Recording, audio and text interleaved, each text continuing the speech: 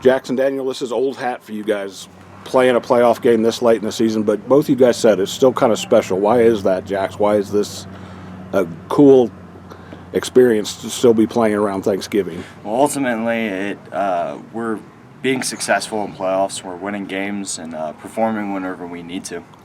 What about you, Daniel? I just mentioned you're part of basketball as well, so you're kind of used to these deep playoff runs. Why did they never get old? It's just cool to see how this program has built up, and being here 2 years in a row just really boosts our confidence and shows that we're not a team that just has a one-year run. We're a team that can actually be a threat.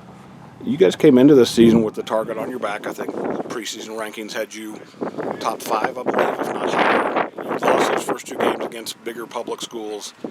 Haven't really slowed down since then. When did things start to kind of come together for this team? I'd put it maybe third, fourth weekend. Things started clicking in practices. Intensity started to rise. Execution started coming about due to effort and stuff like that. It started just clicking, and we haven't looked back since. I think losing those first 2 games was almost a wake-up call. It really encouraged us to, we can't back down just because we had a good season last year. We had to keep our foot on the pedal. We talked about the 2 playoff games. Those weren't games where you could just roll the ball out and play. You guys had to work and got pushed a little bit. How much does that help you now coming into this week and next week?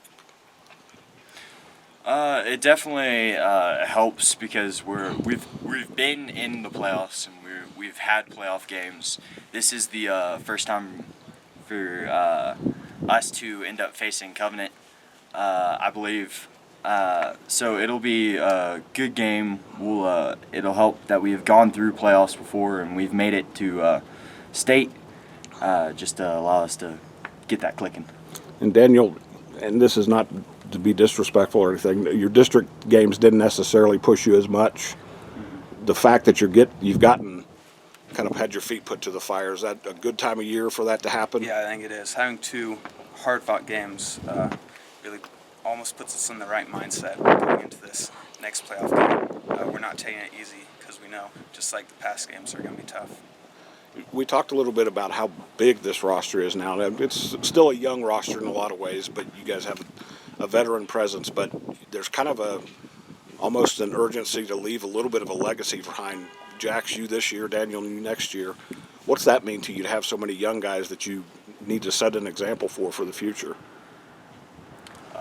It's definitely heartening to me. It's something I'm looking forward to looking back on and realizing that I've helped make a program that is continuing and to continue to grow and to be successful.